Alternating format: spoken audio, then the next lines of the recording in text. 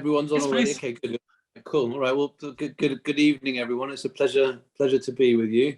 My name is Menelas Pangalos. I run research and development at AstraZeneca. I've been with the company now for 12 years.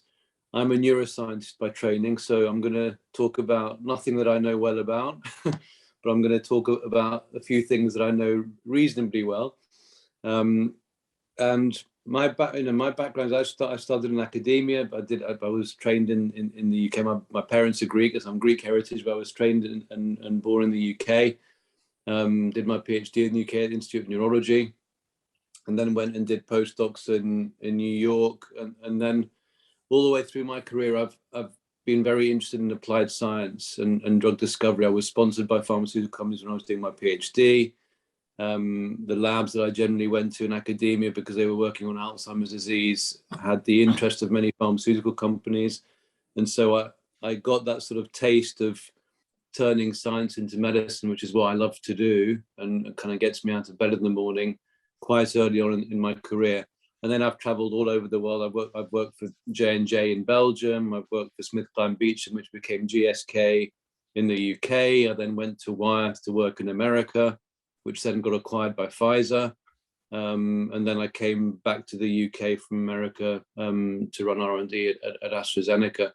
And throughout my career, and it's been easier obviously as you get more senior to sort of shape an organization into what you think will be a cool place to work, I've had a few things that have been important for me in terms of what the types of place I would like to, where would I like to work as a scientist? And those North Stars have been, I think, what have guided me in terms of what I've tried to do in AstraZeneca. It's have a pipeline and a group of scientists that are focused on understanding disease pathophysiology, understanding what they're trying to do, and not trying to just prove their hypothesis, but also to disprove their scientific hypothesis. I wanted us to be outwardly focused as much as inwardly focused. When I first joined AstraZeneca, for those of you that like sport or can do sporting analogies, I would say we were very good at personal bests because we were always comparing ourselves to ourselves. I prefer world records and winning World Cups. And so I've forced the organization to be much more outwardly focused. And of course, to do that, you have to be a fantastic partner and collaborator. And so to give back as much to our partners as we take from our partners, whether they be academic partners, biotech partners, whatever type of partners they are. And so you'll see that if you look at our pipeline and our partnerships and collaborations, we're much, much more collaborative than we've ever been. We've published much, much more than we've ever published. Now, we published probably from my group about 150 Nature Cell Science papers. We publish about 800 papers a year. It's, we're in some ways very much like an academic institution in terms of the focus of the quality of the science that we do and making sure that we do really good quality science. The last piece is surrounding yourself with amazing people, and hopefully with people that are smarter than yourself, which is quite a difficult thing to do, not because I'm smart, because it's quite, it can be quite threatening to people. But I always find that if I'm in a room with lots of really smart people, you tend to get much better ideas, much more diverse ideas. And of course, diversity is also really important. There needs to be a diverse group of people as well. And so really pushing our organization to surround itself with really smart people that can challenge our thinking is also really important. So that's kind of a little bit what we've done. Just for a little bit of history, and you can read some of what we've done. We've published a couple of papers in Nature Reviews Drug Discovery. Our industry is a difficult industry. At the best of times, our industry is pretty bad at doing what it does. The average success rate somewhere in the region between 4% and 8%. So that means every time we put something into the clinic, the chances of it becoming a medicine are somewhere in the region of 4 to 8%. So we're very, very good at failing, right? 90, 92% of the time. When I joined AstraZeneca, our success rate was 4% from first in man to launch.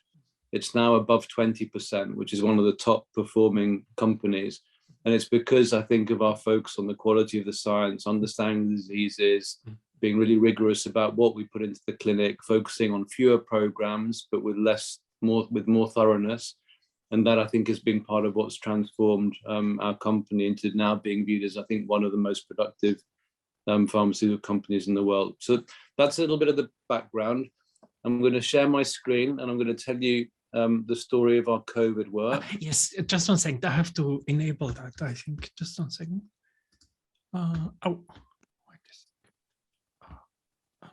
And please stop me at any time. Put your hands up. Hopefully, Gerhard can see it. And I'll go share content. Here we go. I've got it. I think now you can share. Yeah. Right, I'm going to share my screen, I think. Oh, yes. I think it works. No, it's not screen. It's, wait a sec.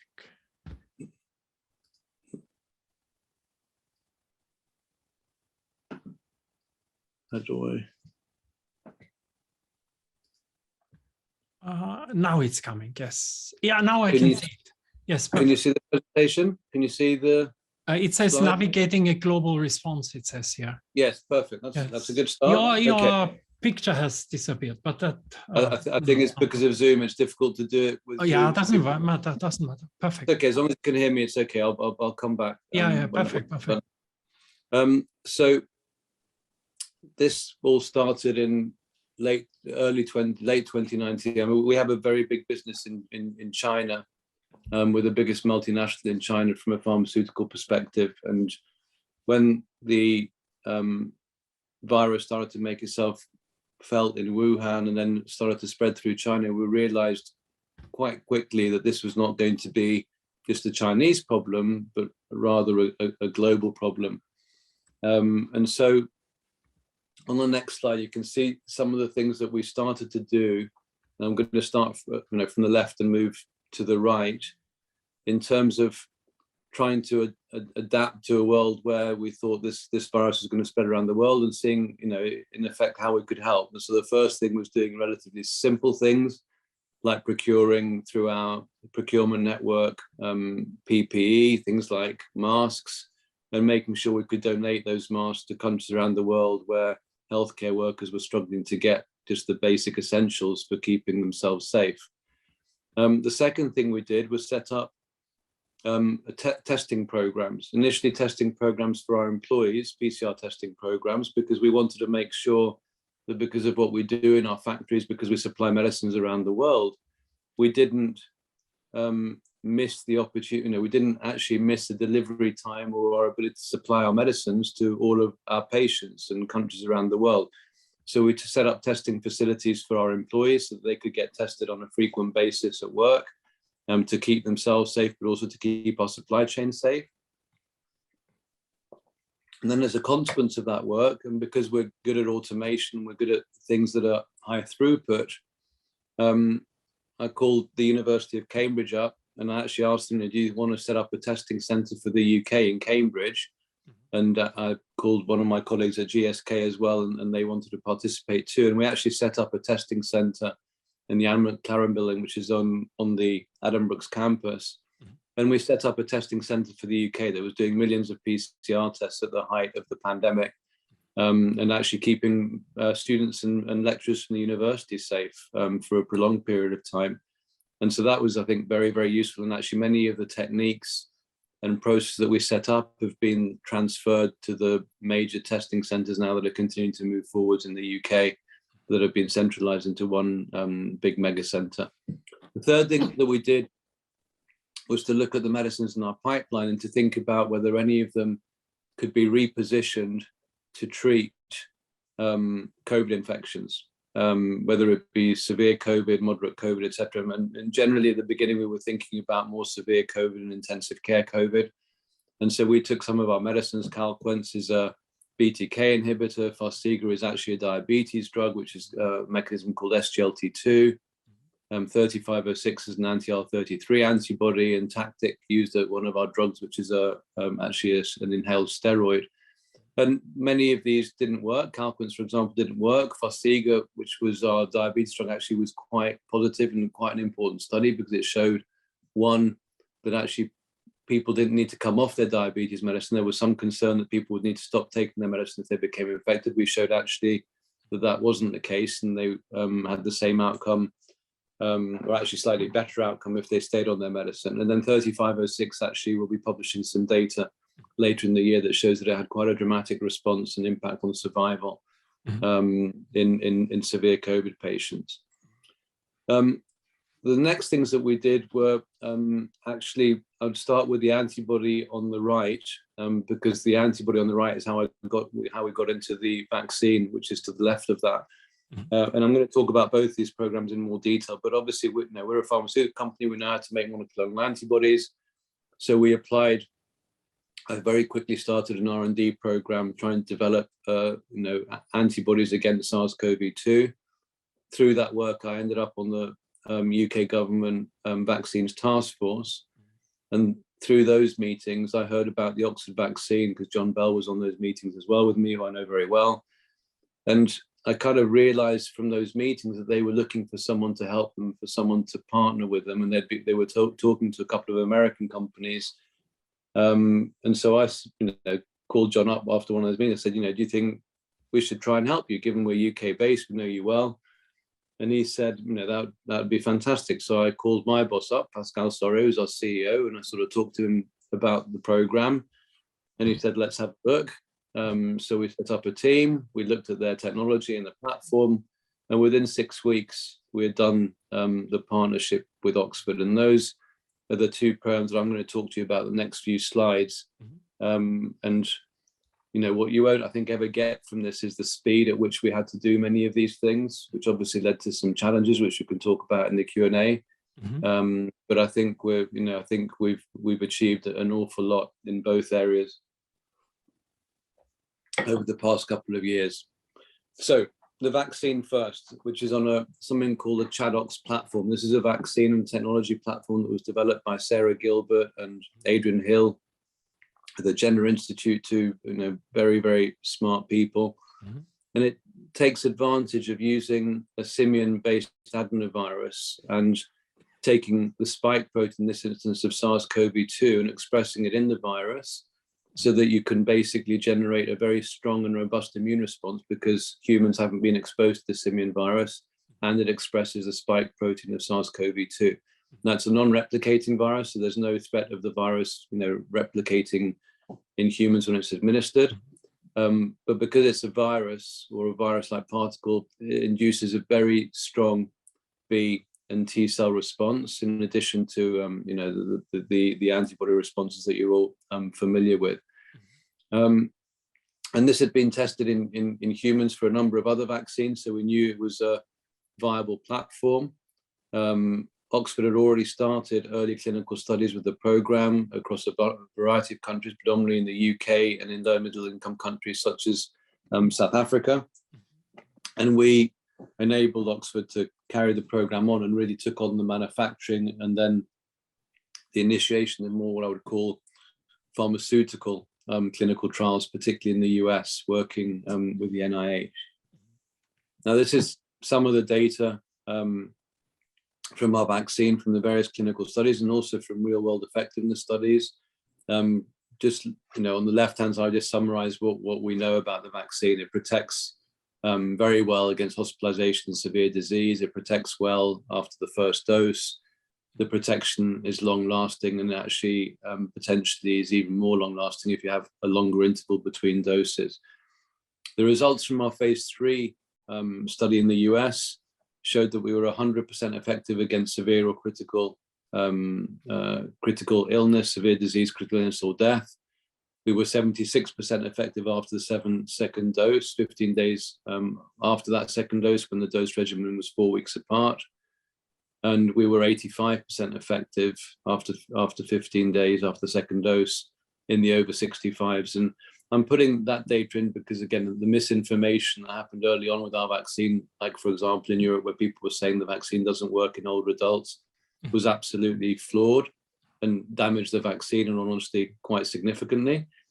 But the reality is this vaccine is highly effective at preventing severe disease, hospitalization, and death, and it's highly effective across all age groups. And that's been married out in the real world, where we look at data from the UK, from Canada, from Europe, where we see 94% efficacy in elderly populations against severe disease. you know, whether you look at over 80s, it's 80% effectiveness. When you look at effectiveness after the first dose, you get 73% effectiveness. So this is really a highly effective vaccine. And the important thing about this vaccine is it's an easy vaccine to distribute because it's regular cold chain, it's 4 degrees, it's relatively inexpensive to make. And of course, the other important thing when we set out with this work is we had agreed with Oxford that we were going to do this at not-for-profit during the pandemic. And so for those first agreements that we had in place that have taken us through to this year, we haven't made any profit from this vaccine, you know, for 2 years in comparison to some of our competitors. Now, there were also questions when the new variants of concern started to arise, whether the vaccine works. And again, there was quite a lot of misinformation about our vaccine regarding new variants, predominantly because there was a small study that was run by Andy Pollard in South Africa on the beta variant in particular, B.1.351, that showed that we didn't have very effective efficacy data. But the reality was that population was a 40-year-old population. It was healthy. The cases were very, very low, and we didn't have any severe disease in that study. So you would never really expect to see high levels of efficacy. And so what we've seen in the real world against beta and actually against gamma, delta, and now Omicron as well after a boost is that the vaccine remains highly effective against severe disease, hospitalization, and death against all the variants of concern, including beta and including Omicron, which I think is very, very important. And this is also true of the mRNA-based vaccines as well.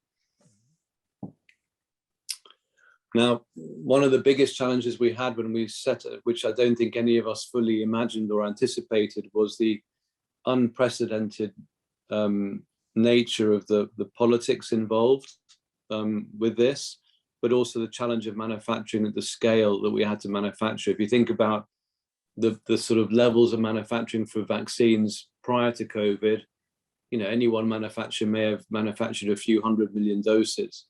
We're talking about, as you'll see in a moment, you know, billions of doses, and it's something that's never been done at this scale. So our manufacturing and operations team had a huge job to take a process that was an academic process from Oxford, turn that into a pharmaceutical process that was suitable for, you know, good manufacturing, GMP manufacturing and distribution, and try and set up a network that would be immune to political vaccine hoarding, which is, as you all know through the history of what's happened with many of the vaccines, has been hugely challenging. So we identified a set of partners around the world that we thought could manufacture the vaccine effectively and at a reasonable cost.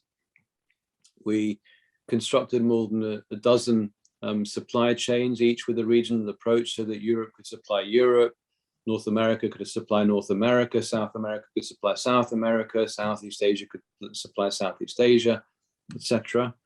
And we initiated technology transfers in each and every one of those 25 supply partners in 15 countries, which is a huge, I mean, I can't overemphasize how much work. You normally do 1 or 2 of these things for a medicine.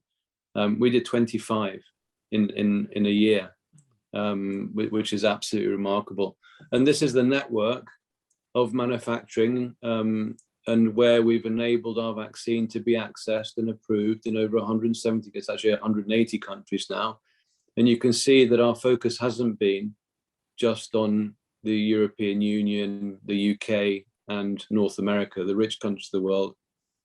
We have as deep a manufacturing base and supply in South America and Africa and Southeast Asia, in Eastern Europe, as we could do, because we wanted to make sure that because this was a not-for-profit vaccine, it was available to everyone in the world, not just the rich countries of the world. And this is where we've ended up with the vaccine, 2.6 billion doses distributed regionally across 180 countries. It's the most used vaccine of any vaccine in the world. 1.8 billion of those doses have gone to low and middle income countries. That's 2/3 of all of the COVAX supply right now to date. And as a consequence of that efficacy data that I showed you, you know, we've saved, it's estimated, you know, several millions of lives around the world. Now, I'm not going to talk about the rare thrombotic risks, but I'm very happy to talk about that in the Q&A. I really wanted to talk about, I think, the achievement rather than some of the challenges. But, you know, we do have very rare cases of thrombosis, particularly in younger women. But we're talking about rates of somewhere between 4 and 8 per million people dosed. And as you go into increasing age groups, that risk diminishes or gets lower.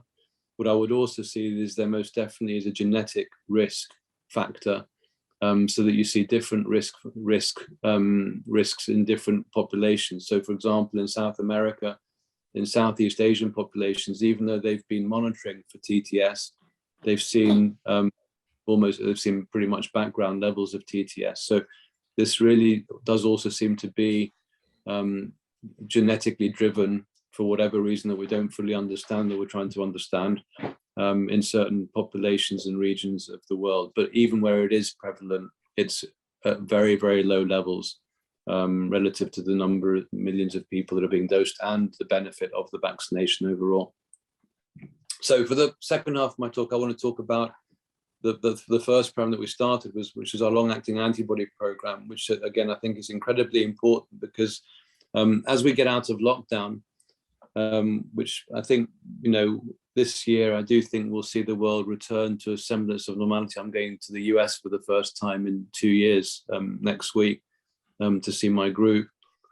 But as we come out of lockdown, it's been very interesting and disheartening to see how people that are immune compromised are going into even tougher lockdown and restriction because of the fear for their own health and ultimately survival, because people are being less careful. So while we were in lockdown, people who are immune suppressed were actually quite happy because people were being careful, and therefore they were less likely to catch the virus. As we all get back to normal, if you're a leukemia patient, if you're a cancer patient on chemotherapy, if you're an organ transplant patient, or, you know, have autoimmune disease and are taking chronic immune suppression, you're quite likely to not have a good response or an adequate response to a vaccine. It's about 2% of the vaccinated population don't have a robust immune response to vaccines. And so for these people, they're basically now in tight lockdown, or they have to risk getting infected and hoping that the treatments, whether they be oral antivirals or antibodies, can get them out of trouble. We'd rather they didn't get into trouble in the first place and didn't get infected. And so this program is really addressing those people in particular, although it will be used, I think, in other settings as well, as I'll show you.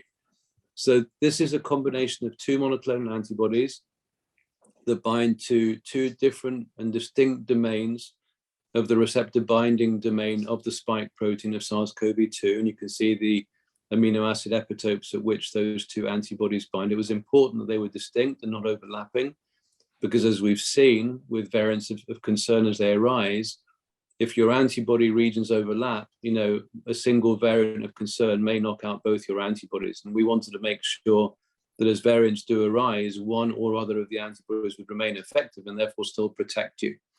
And that's what I think we've done now with these 2 antibodies. We're still working on additional antibodies as we understand how the virus is evolving and mutating extensively. I think there are still additional spots in the spike protein that we can go after that may be even less susceptible to mutation. And we'll just make sure that we always have antibodies that work against this virus.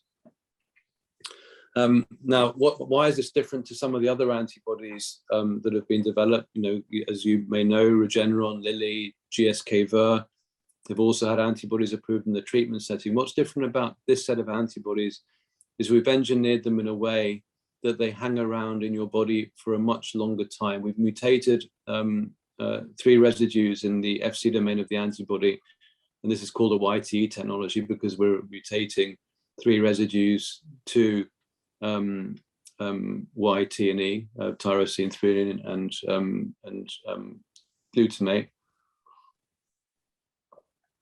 And what that does is it enables the antibody to recycle more effectively in the body and therefore not be degraded in the lysosomes.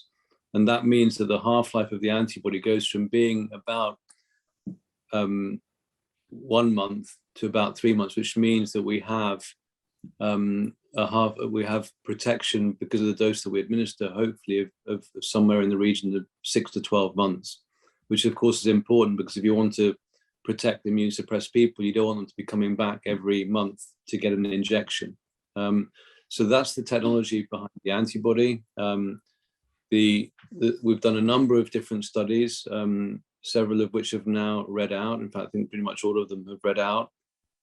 The PROVENT study was a pre-exposure prophylaxis study. This was a study where we're looking at individuals that are at high risk, and we're actually seeing if we can protect them from becoming infected. We had a post-exposure prophylaxis study called Storm Chaser. This was where there is an infection in a household or in a work area or a care home, and you go and give everybody the antibodies so you can see whether you can contain the infection, protect those people that have been infected, but importantly also protect those people that have not been infected. We had an outpatient treatment study, and actually we have two outpatient treatment studies, one that was run by the NIH that hasn't read out yet, one run by us called TACKLE. And that outpatient study was done with an intramuscular injection, not an IV injection. The active one is IM and IV. PROVENT and Storm Chaser were both intramuscular injections.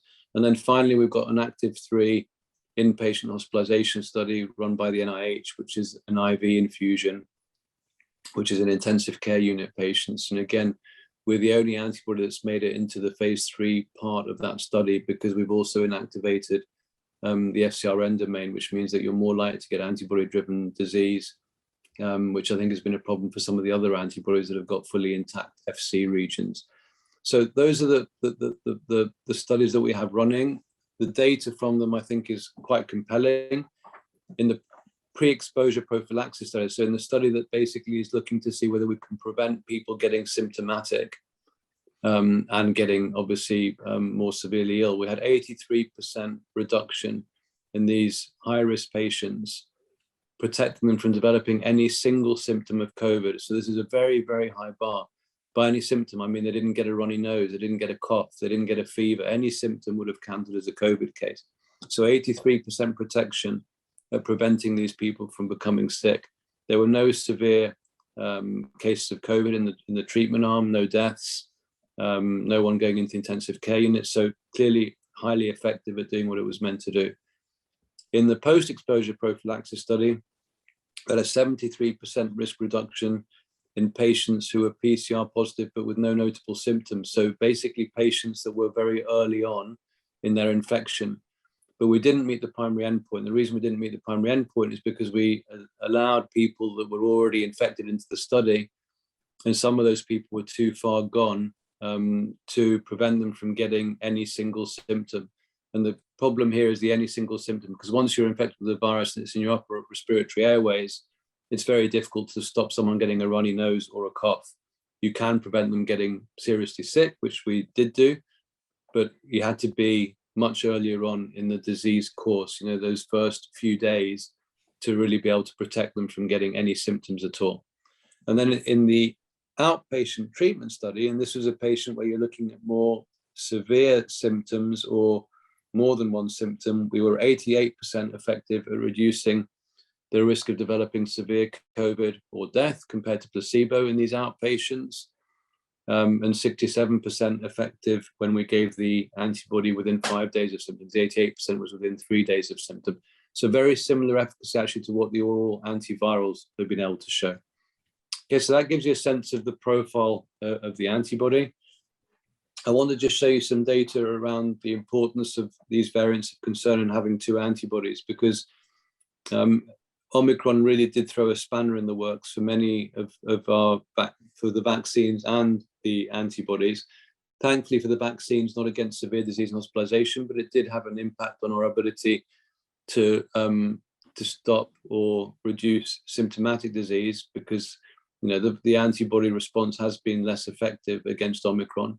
And you can see that actually quite clearly here in this panel, which is actually looking at different antibodies that have been either developed or have been approved around the world. So you can see the two Regeneron antibodies in the red on the right, in the things in the red rectangle are antibodies that have been made inactive.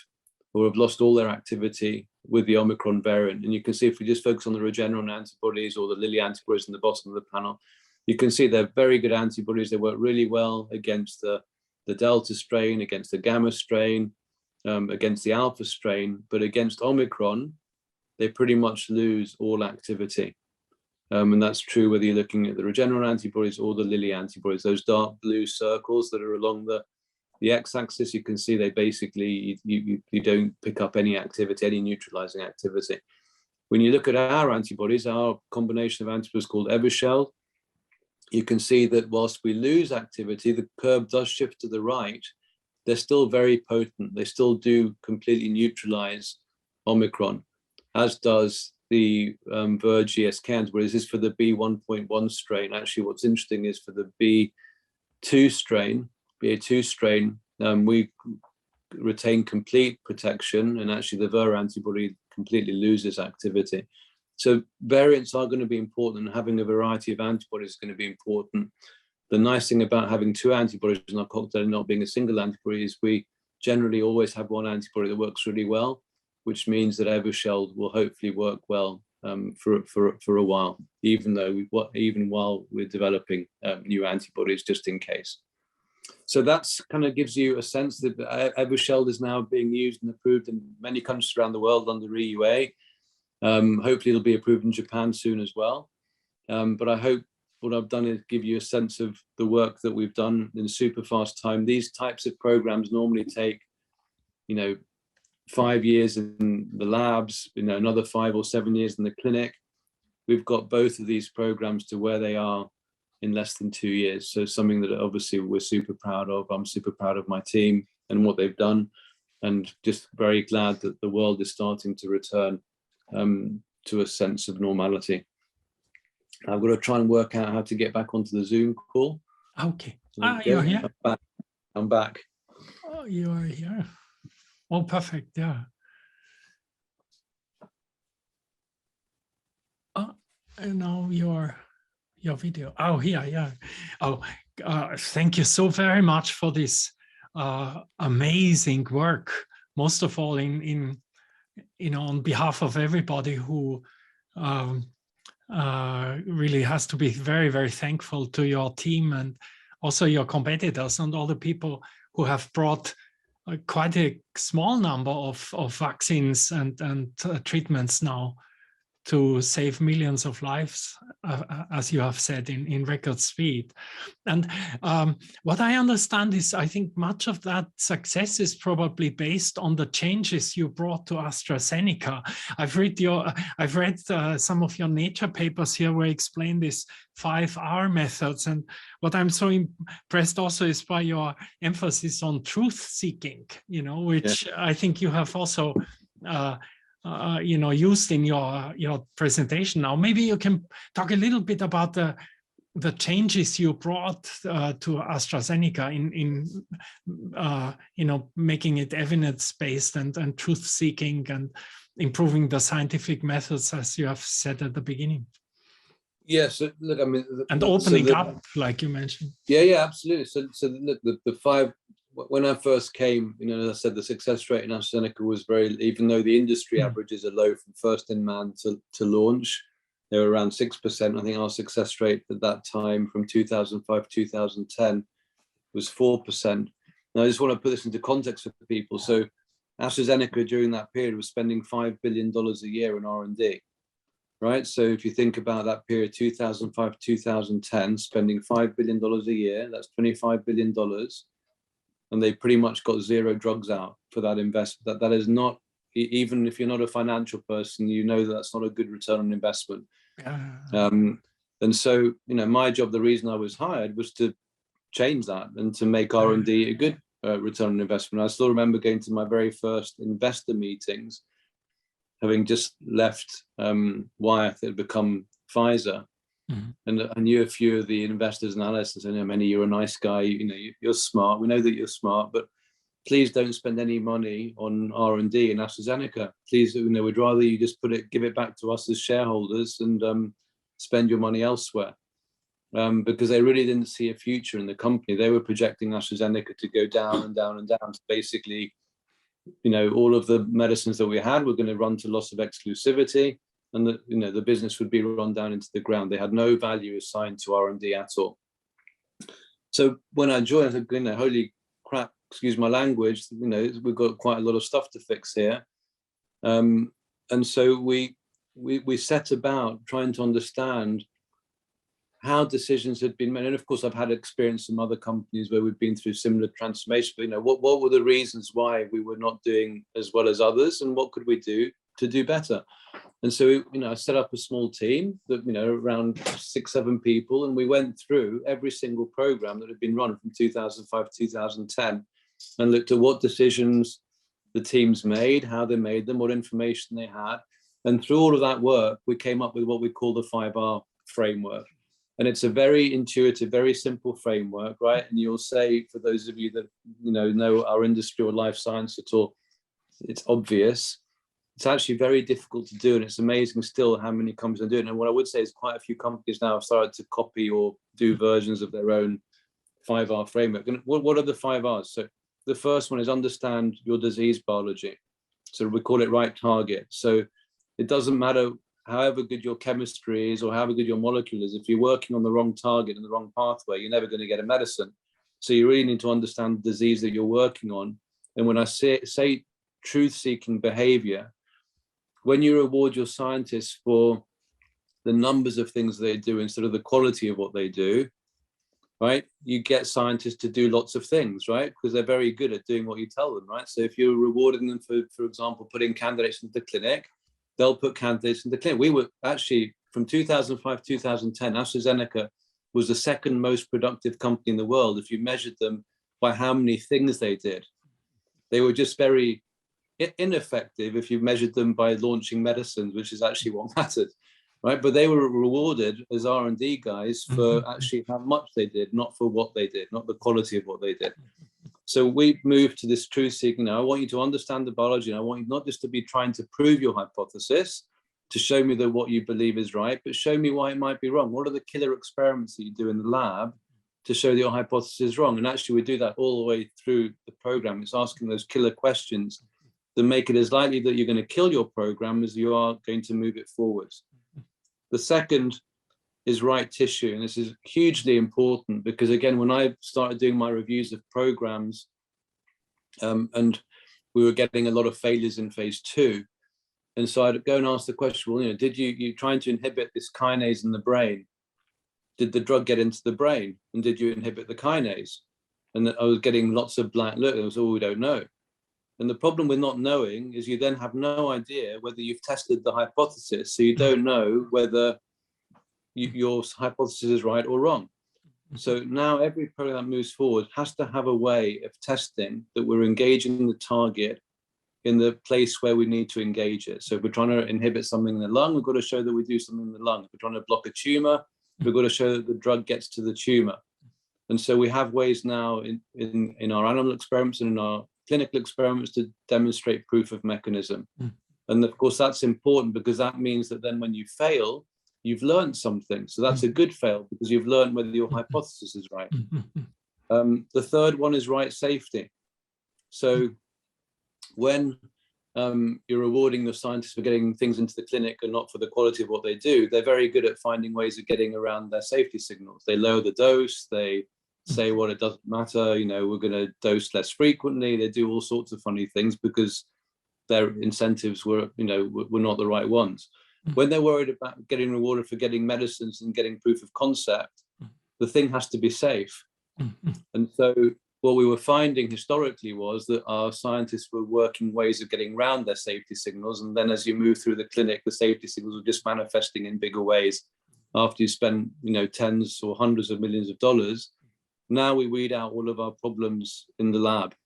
And so our failure for safety now is very, very low. So invariably now when you look at our clinical programs, the reason why we're failing is because our scientific hypothesis is wrong. It's not because we're not engaging the target. It's not because we don't have safe molecules. The fourth one, right patient. Define the patient population that is going to most likely respond to that particular therapy or modulation of that particular target. Because if it doesn't work in that specific population, I can guarantee you it's not going to work in a broader population that's more noisy. And lots of examples, you know, for in Japan, EGFR positive lung cancer, Tagrisso or Iressa. You know, if you go into all of lung cancer, you're going to get a much weaker signal if you go into EGFR positive lung cancer. And so we set up a precision medicine group.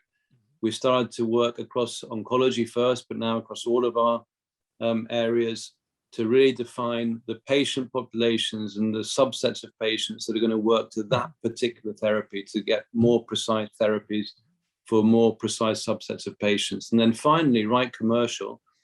And by right commercial, I don't mean, is it going to be $1 billion peak year revenues drug? Is it going to be a blockbuster drug? I mean, why would anyone want to pay or reimburse that medicine? Which then means you have to think about in 5 or 7 years time, when you enter the clinic, when you might be launching, or 10 years, you know, 10 years in the future, what is the standard of care going to be? What are you going to be competing against? What's going to be generic? Because that's what you're going to have to be better than if your medicine is going to be viable and be prescribed by physicians and reimbursed by payers around the world. So that was the 5R framework. That's what I think has helped transform our productivity. And ultimately, it's what I call has moved us from a volume seeking culture, volume culture to a quality culture, which I think has driven the truth seeking behavior. That's kind of a little bit of where we've gone from. That's a fantastic overview. I think you have a few minutes, if that's okay. Maybe we can open up discussions on questions. If anybody has questions here, please let me know. Christopher, okay. Asked to unmute. Okay, Christopher Piggott here. He has, maybe you've heard about him. He's worked all his life in. He's a Trinity man. Worked all his life in pharma. Christopher. Yeah, that was really interesting. Thank you very much. One thing which, having worked as you heard in pharma, I'm used to the 10, 12-year timeline from discovery to market. And what is incredible in what you've achieved in the last couple of years is collapsing that timeline. Is that something, do you think anything fundamental has changed and we are going to see a dramatic shift in timelines for pharmaceutical development in future? Or was this something which was just shaped by the particular conditions that we're facing at the moment with COVID? Yeah, it's a great question, Christopher. So I think I would say it's going to be a mixed answer. Clearly, it's been an unusual world where everyone has had to group together, whether you're a regulator, a government, a payer, or a pharmaceutical company, with a much more interactive engagement. You know, traditionally, you pass the baton from us to a regulator, and then they review it and they pass it back to you, and then you answer the questions and you go backwards and forwards over many months and years. And it's very much a sequential process. This was real time. So everything we were doing, you know, we would give them one part of the dossier at a time. You'd have a conversation with them. You know, I'd be able to pick up the phone to June or the MHRA and say, this is what we're struggling with. How do you think we should handle it? And we'd get our teams together and we'd solve through the problem. So that, you know, was a very, very different way of working.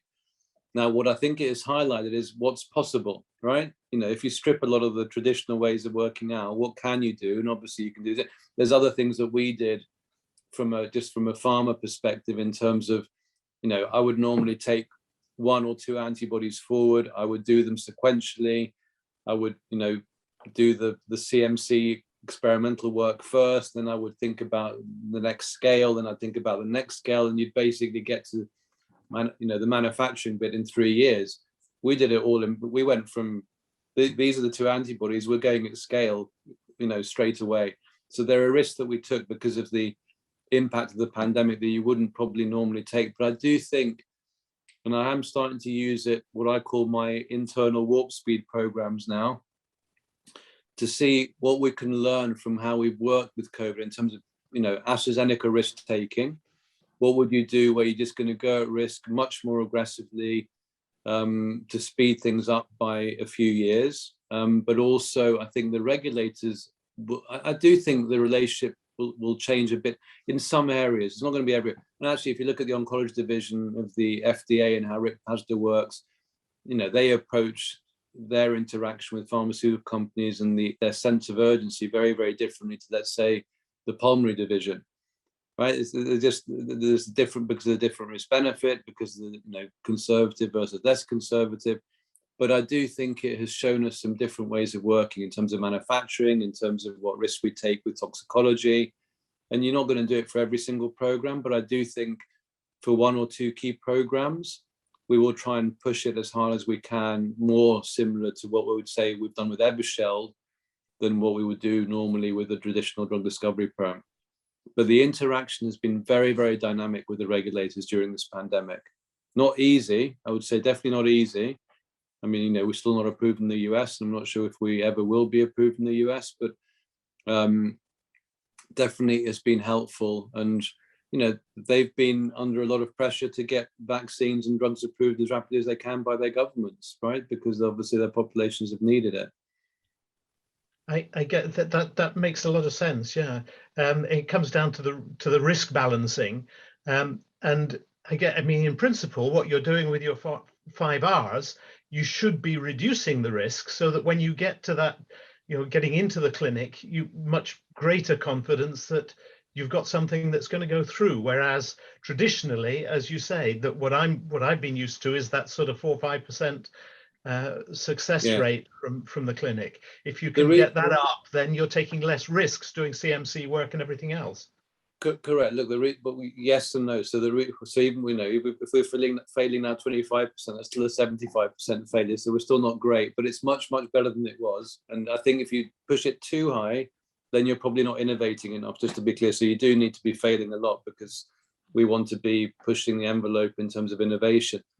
But I think I think what's interesting is the reason why we fail now. And this is why I'm actually excited about the next decade, because I think with the advent of gene editing, genomics having even more of an impact on our work, these programmable therapies, whether you're talking about mRNA or antisense oligonucleotides or siRNA, these are types of approaches where when you find a new target that's genetically validated, you can attack it much, much more easily than you could do with traditional monoclonal antibodies and small molecules. So what we've been doing over the past decade at AZ is really building a toolbox of technology platforms where they can really go after any biology they want, irrespective of what the target is.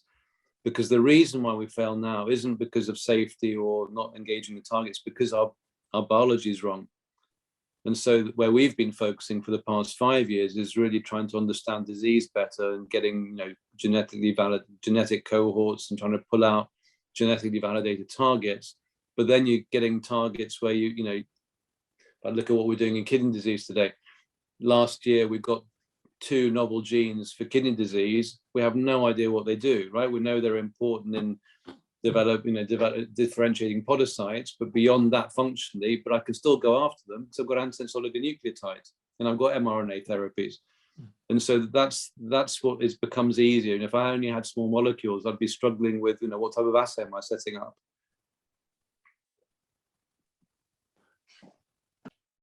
I'd like to ask whether you've learned anything about how to work with universities. The reason why I'm asking about that is partly because of your quality on quality rather than volume, and that therefore leaves quite a lot of the blue sky thinking to academia where they're not under such commercial pressures. But also because I was recently talking to some people in life sciences in China, and they were talking about the skills balances there and whether it was more important to focus on the university level or the corporate level in order to build up their life sciences industry. So you need both. You actually need both. And look, the reason why we've moved to Cambridge is, actually let me put a little, change my background just for a second. So you can see our new building in Cambridge. That's our new building in Cambridge. So that's where I'm going to go to in a moment. Which is right in the middle of the atom. The reason we moved to Cambridge is because of the importance of being close to academia. And when I first joined AstraZeneca, we were based in Cheshire in Alderley Edge. Now Alderley Edge is lovely. It was a lovely place, right? My kids loved it there. But you know, there were three things in Alderley Edge, with no disrespect to anyone in Cheshire or the businesses there. I'm going to say this with a little bit tongue in cheek, right? But the predominant of what I felt was there when we were there was there was footballers, right? Manchester City, Man United, and Liverpool. There was sheep farmers, and there was AstraZeneca. Manchester was too far away. Right, and so we're the best one in the world. That isn't kind of a high-tech environment for your scientists to be mingling with, you know, and getting new ideas from people.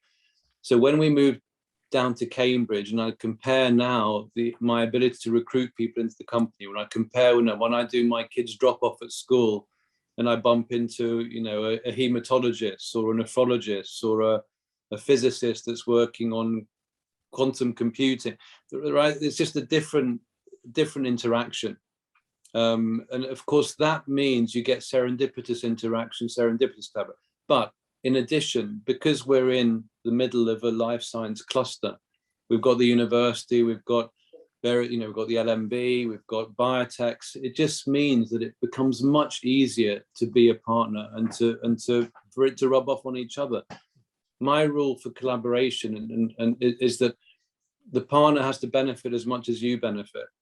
And so it's about how you share your data and how you help each other get better at what you do, where it really is that the bringing two of you together is better than individually what you could do on your own.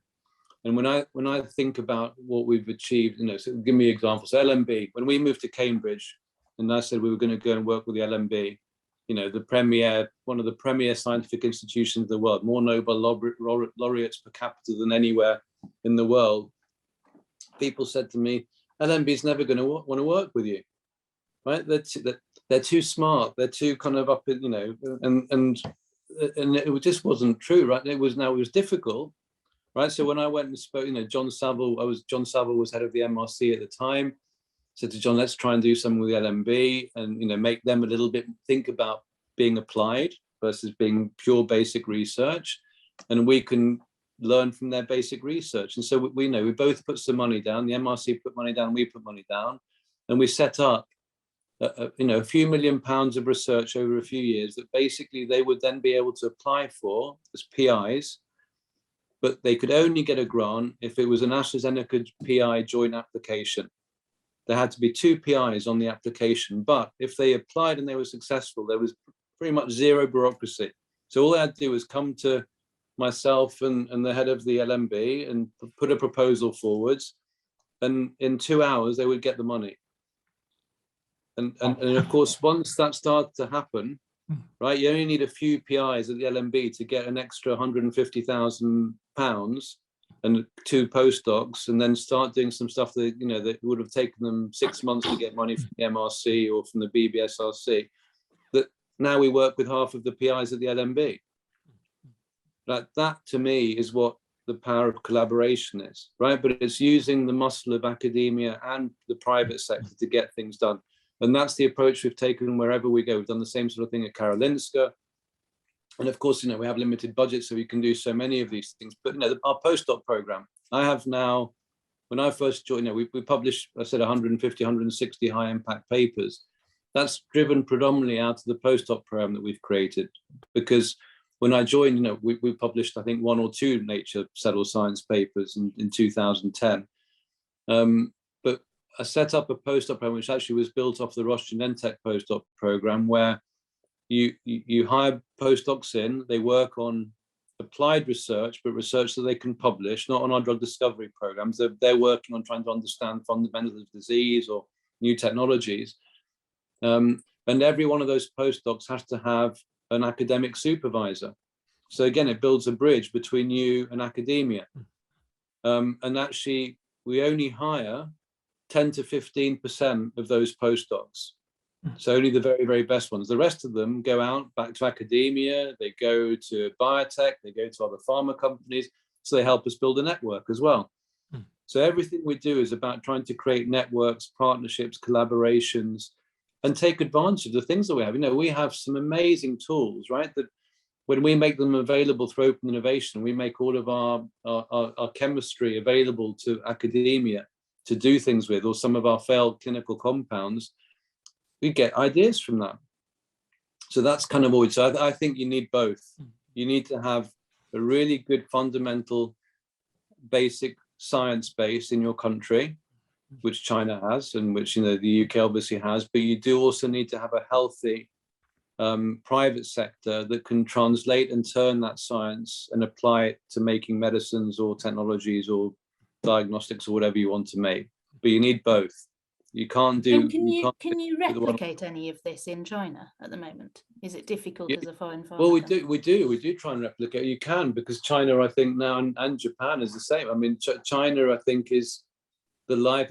It was very much a Me Too science base, right? But I think over the past 5 years, they've become highly innovative. They've got more cell-based therapies, more genomic-based research now, almost they've got some amazingly strong research now, and obviously they've recruited a lot of academics back into China.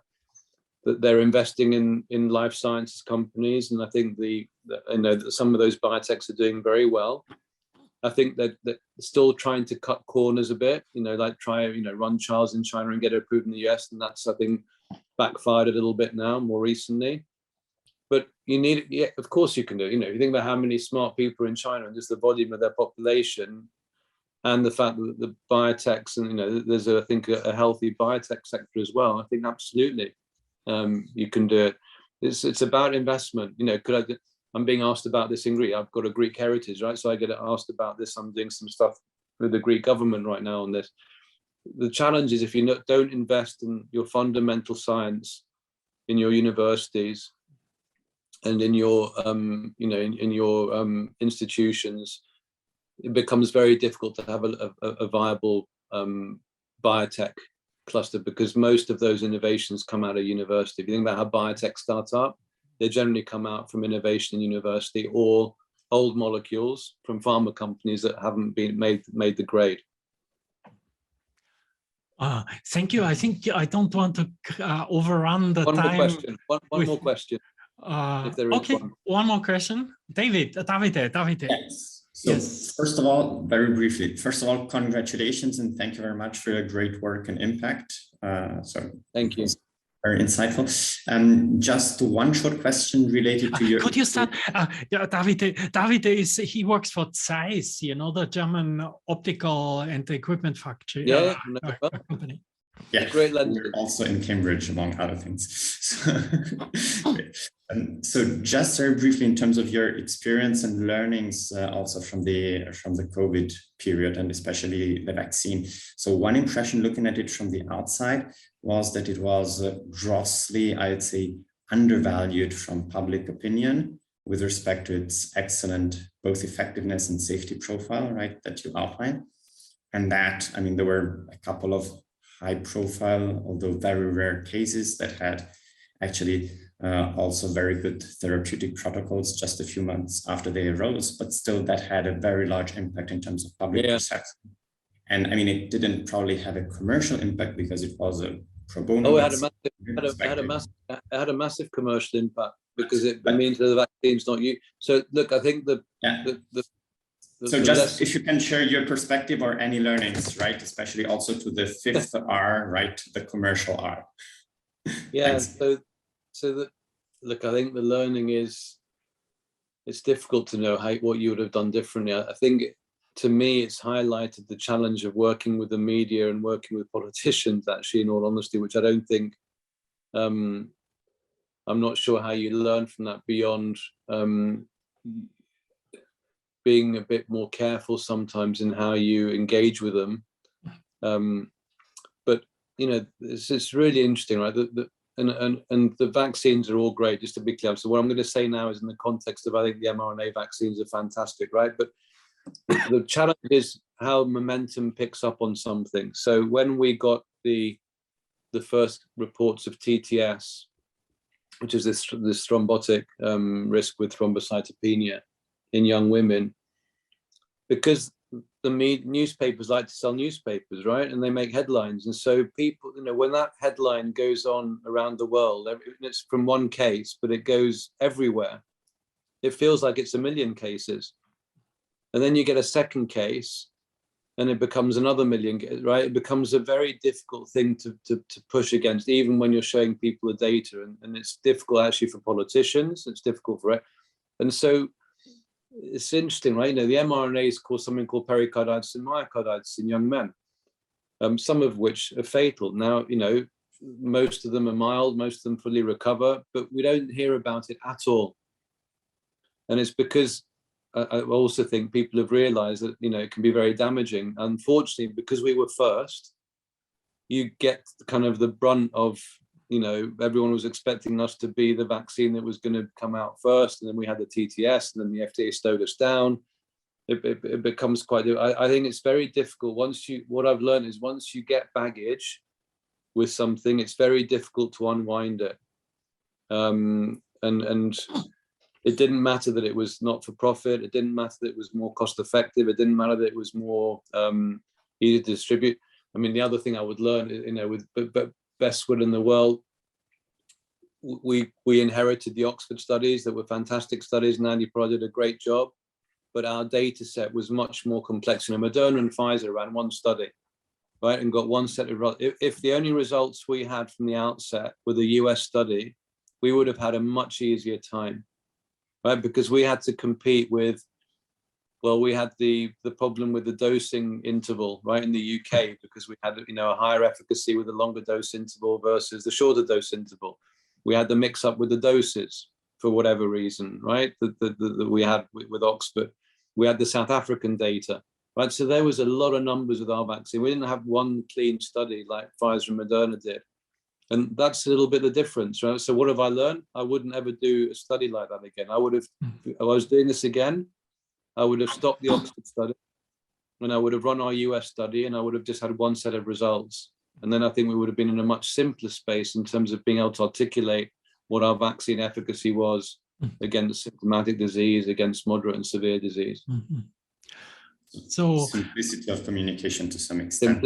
Simplicity makes it much easier, right? When you only have one number to communicate, it's much easier. You only have to look at the, you know, GSK presented some numbers yesterday on their vaccine. You know, they had to have 3 numbers, right? And they didn't talk about their private. So when Moderna and Pfizer came out with their numbers and it was 90-something%, right? It was easy, fantastic. When we came out, we had 2 numbers, not easy. Which one's right? That's the problem. Yeah. But again, congratulations for the quality of the research and the impact. Thank you.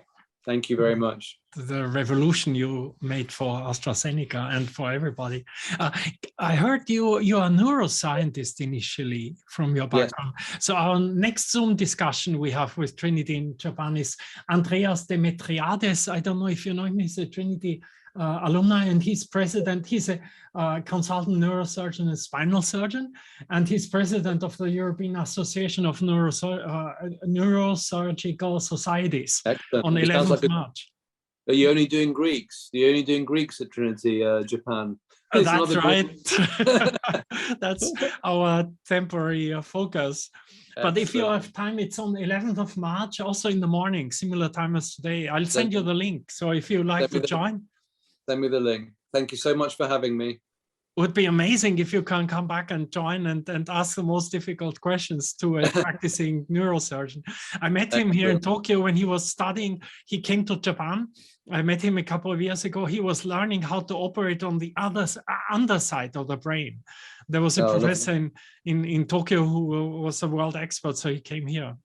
Okay. Well, hopefully next time I'm in Japan, Gerhard, we can meet up and have dinner on it. It'd be lovely to see you all face to face. It would be fantastic, and I can organize a Trinity event with you or whatever is best. And I wish you good luck with your boss. I'm sure he'd be very pleasant with you. Thank you very much. Hearing all your success stories, I think he should be very proud. Thank you very much.